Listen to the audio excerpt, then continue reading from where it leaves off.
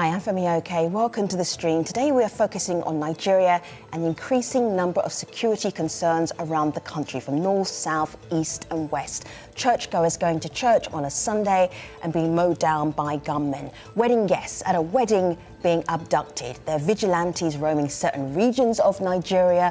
What can be done to make Nigerians feel safer in their own country? That is our conversation today. If you're on YouTube, I know you won't be holding back. Let me know your thoughts, your comments, and your suggestions as well. We start our show today with Lanre. Some of the biggest security challenges facing Nigeria at the moment include the problems of banditry, problems of kidnapping, problems of terrorism, and ethno-religious skirmishes. My concern about this insecurity problems is the fact that these problems are growing in magnitude and dynamics. Secondly, we are approaching a major election year next year, and if these problems are not nipped in the bud, they could have telling consequences for the nation. Joining our conversation today, we have Ope, Abiodun and Emmanuel. Welcome all three of you. Nice to have you here. Ope, please introduce yourself to the stream audience. Hi everyone, my name is Okbaritayo. I'm an independent journalist from Lagos.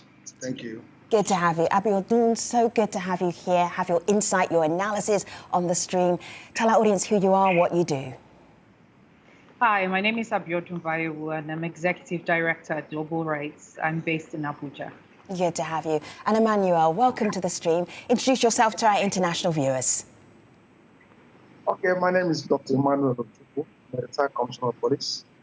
I consult on security, public relations, and psychological services. All right, guests, good to have you. I'm wondering, Abiodun, over the many years, as Nigerians, we're used to having maybe one or two security concerns in the country. But there are so many right now. I just pulled up this graphic here from the Foreign Relations Nigeria Security Tracker. The deeper the red, the more serious the problem is and the more intense the problem is. If you could quickly take us across the nation of Nigeria where people are concerned about the security, where would you take us? What would you tell us? Just briefly, so we understand how we're talking about this today and why. Well, Femi, I'm going to have to take you round the entire country. I can no longer concentrate on any part of the country.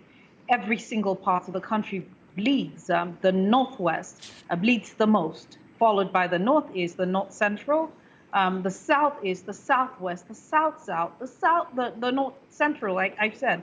Now, that's the entire country, and it's not just a single type of conflict. It is different types of conflicts going on simultaneously at the same time, and it's quite overwhelming. In the northwest, you've got the terrorist bandits, and of course in the northeast, which most people are familiar with, you've got the secessionist, the terrorists, religious terrorists in the northeast that's been on for more than 12 years. You've got Boko Haram, you've got ISWAP. In the north central, you've also got the herdsmen attacks on the communities in those places. And so it's a lot of things. You've got the secessionist movement in the southeast. You've got the legacy issues of the oil communities in the south-south. You've got the cult gangs in the southwest. I'm not sure I've left any other part of the country. This is depressing. I'm wondering, Emmanuel, when we talk about topics like this on the news, we always look at the tragic stories, the massacres, the awful stories. But is this representative of what Nigeria is like now, that there is a genuine lack of security for all Nigerians? Yes, the fear is ominous. Security of life and property are in serious jeopardy. As my friend earlier on mentioned, it cuts across the entire area of Nigeria, northeast, northwest, south-south, southeast. There's so much bloodshed, so much bloodletting. And the security services are doing quite a lot to contain the menace, but a lot more has to be done. Nigeria appears to be under siege. And life is not safe on land, not by sea, not by air, and even not by rail. So, and the economy is bleeding as a result freedom that is the major benefit of democracy is being threatened on all fronts.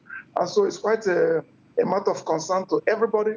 Everybody is a likely victim. Everybody is a potential victim. So life is not safe in Nigeria. That is the reality of the situation. I'm just looking at this headline here, Ope. Evil and wicked, at least 50 killed in Nigerian church attack. And this shocked Nigerians. This shocked the world, that you could be going to church and not come back. Ope, I know you did some reporting on this tragedy. What did you find out about this attack? Okay, so about this attack, it's depressing to say it's one of the regular attacks we've been having in Nigeria for quite some time. So the only thing that stands out of this attack is the fact that it's happening in the southwest region of the country, where we don't usually, or some might say we've never had this terrorist scale of attack before. That is deeply significant, Ope, though, isn't it? That's very significant, that expectations for what may happen in the north of Nigeria in terms of religious violence was not expected to be seen in the south. So is that telling us that there's a movement of the armed groups in the north, spreading into the south, perhaps, Ope? Yes, most likely. So the government has come out and say,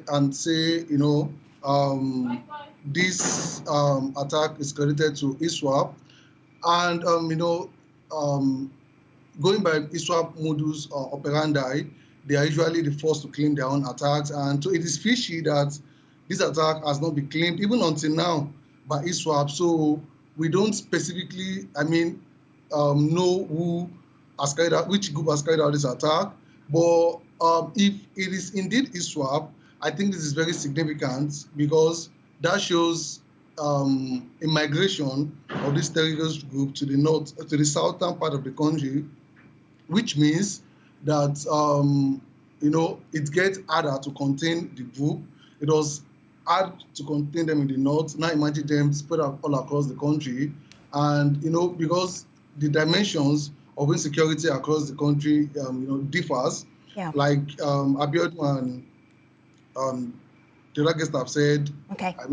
We are facing multiple challenges at the same time, and for ISWAP to now migrate to the north and carry out attacks in the north. So, Ope, I'm just going to say, for the benefit of our international audience, that ISWAP is the Islamic State West Africa province, so a break-off group, armed group. I want to bring in Ope, because I asked you about your reporting at the church, and I want to bring in the voice of Alex here, who survived that church attack.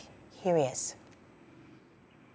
After the shooting, though I was with my kids, so I asked to try a way defending them. Me, I went under the chair, though immediately they entered, they started firing everywhere.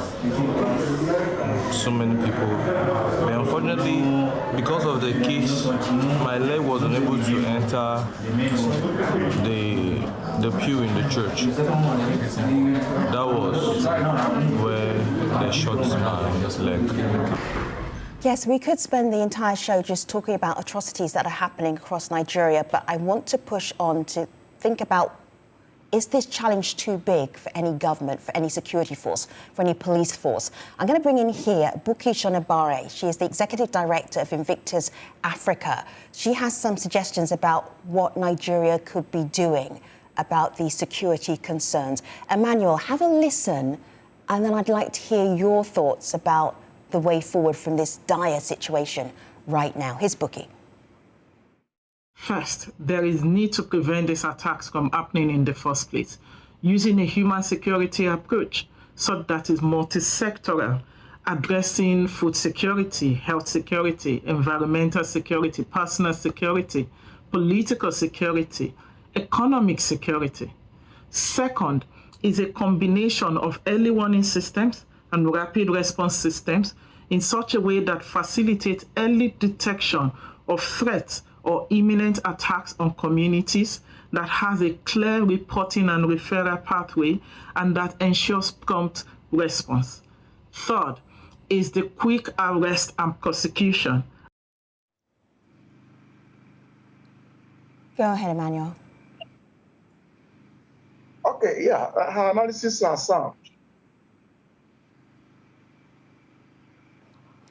Problems just so big that Emmanuel disappeared. Emmanuel, we're coming back to you. Go ahead. Go ahead. Big thoughts. Yes, I was saying that Nigeria is on its toes as regards insecurity. And so Nigeria needs to find out the root causes of these elements of insecurity. If you don't find out the cause of a problem, you may not be able to deal with it properly. The analysts mentioned something like cause and effect. How did Boko Haram emerge? How did ISWAP get into the picture? How did IPOB raise its ugly heads and begin to kill people everywhere and there? So the very issue that led to this insecurity needs to be isolated through a proper scanning of the cause. And once you get the source, you snuff it out at the source. So, Emmanuel, I mean, those are big questions, but do you have the answers? Are you saying, I don't know how Nigeria would cope with this current situation? Well, you see, most of what we do are speculations. The government needs to commission agents, some consultants, to pinpoint the real issues. I don't think people got the, yeah. All right. But those conferences came out with solutions. Can somebody lay a finger on these issues and begin to deal with them? That has not been done. So the political will. Yes. Yeah, Abiodun, come in here. Thanks. Emmanuel, I agree with you, but I think you're trying to be really nice. But what we realize from what Buki said and what we all know is that the Nigerian government has used an hammer as the tool to deal with every problem.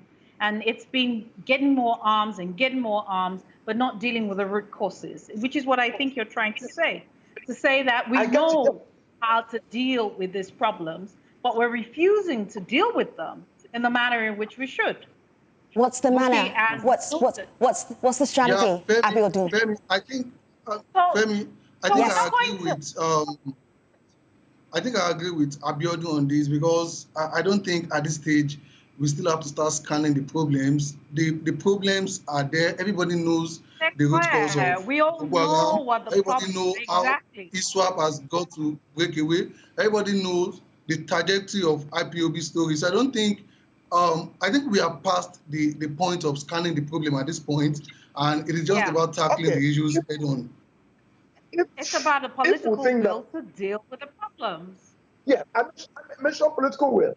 Now, have you found out, like as I said earlier on, there have been discussions, there have been conferences and talks on the source, genesis of Nigeria's problem. Has somebody addressed them the way they should? Political will is there. Two, the nature of Nigeria as a whole is in itself a problem.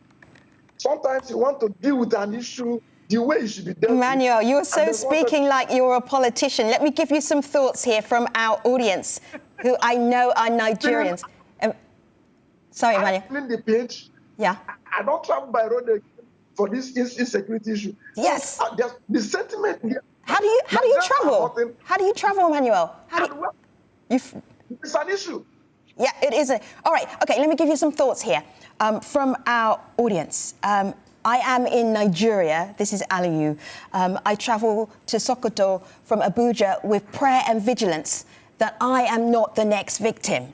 Olatunde, in a country where over 50 people were murdered in cold blood, there is no one prosecuted. Abiodun, thoughts on that? The idea that crimes can be committed, and are they solved? Bingo, exactly. Now, the biggest problem we have in Nigeria is impunity. That government will throw blanket amnesty on issues once it's labeled. So if you say, oh, it's a religious crisis that led to the killing of 50 people, you throw a blanket amnesty on the people who killed, refuse to investigate, find who they are, and ensure that they're punished, and ensure that justice is manifestly seen as being done.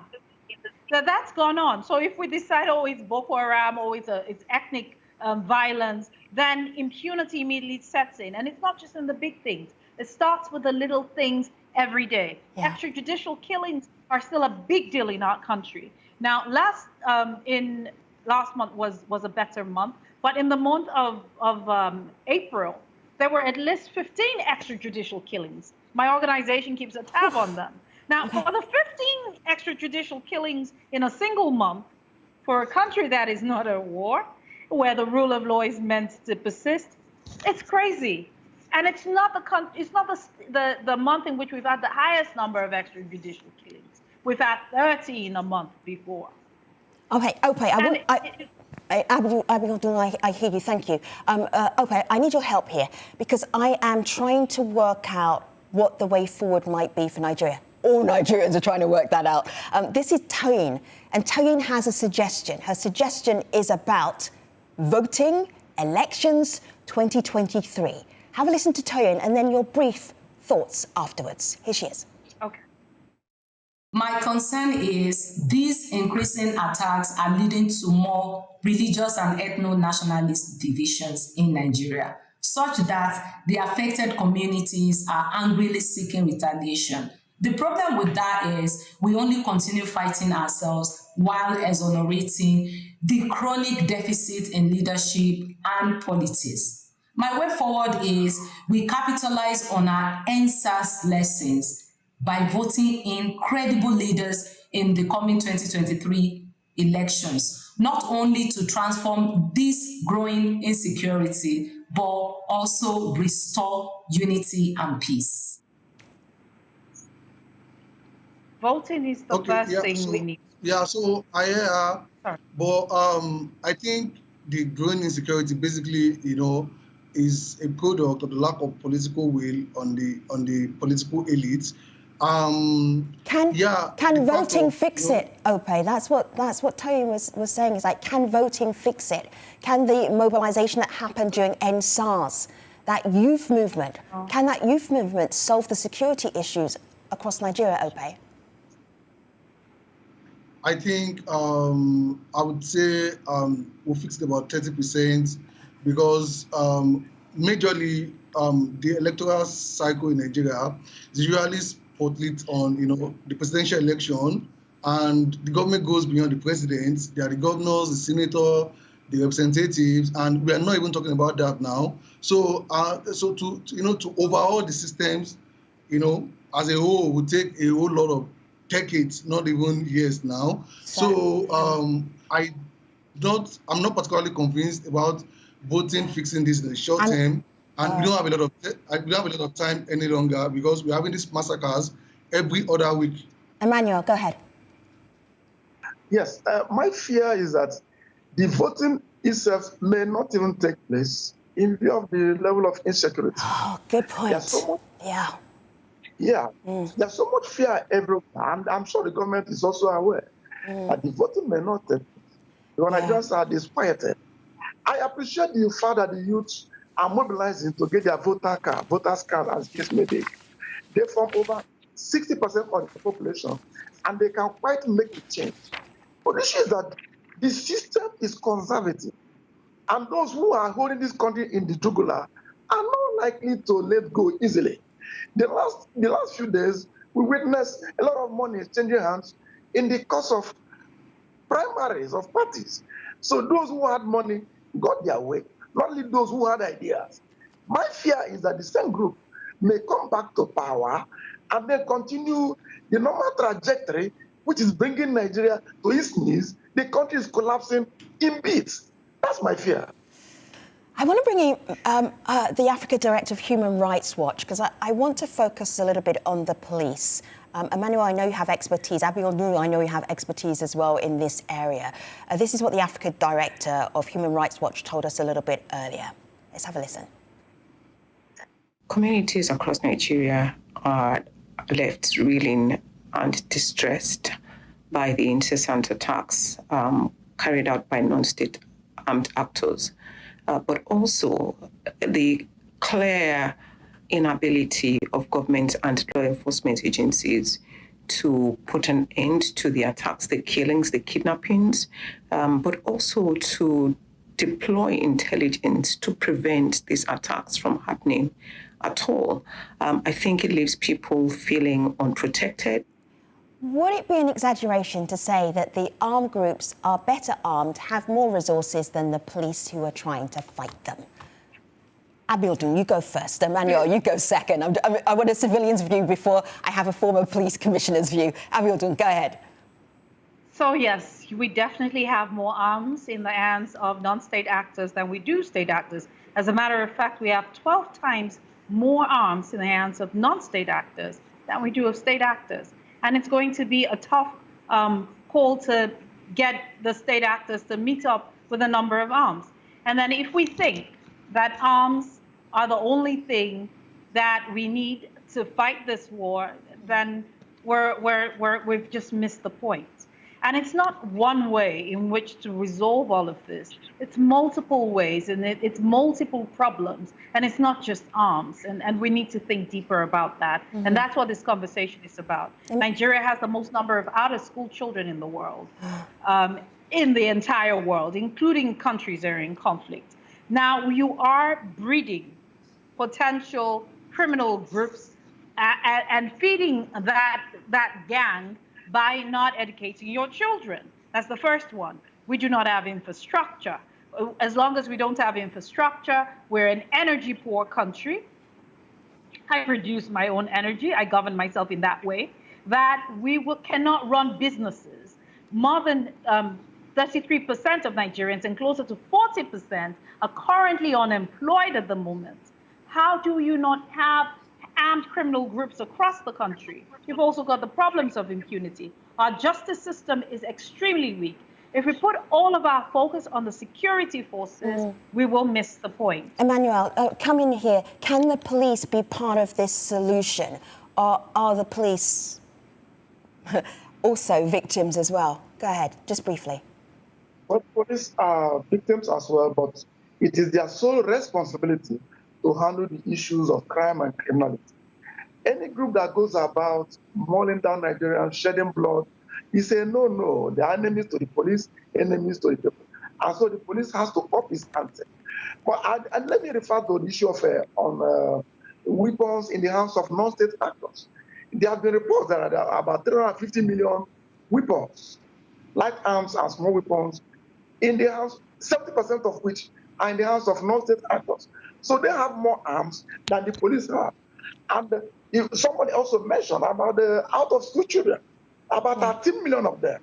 Okay. The police strength is just about 300,000.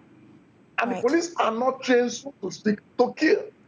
Police are to enforce the law, maintain law and order, and to protect lives. Emmanuel, you started a whole new conversation with Nigerians here that police are not trained to kill. They're like, that's another conversation we need to have, but we won't be having it today. Ope is laughing. He knows where I'm going with this one. So quick thoughts here on YouTube, Ope. Oyinka says, what use would voting do for anyone? There are only 2 inept candidates. Also, how can the youth movement solve insecurity? We can't, especially when a corrupt politician will offer a youth who has been unemployed for years some cash and go off the rails. Cynicism on YouTube from our community there. Ope, on a scale of 1 to 10, 1 is you're not very hopeful, 10 is I have hope for a secure Nigeria. Give me one number to end with. 1. 1. Abiodun, what is your number to end with? 3. Emmanuel, your closing number. 4. 4, 3, 1. We don't even get to 10 between our 3 guests. There's insecurity across Nigeria. Thank you, guests, so much for being part of this conversation. Thank you on YouTube and to our extended community around the world for participating in the conversation as well. I will see you next time. Take care.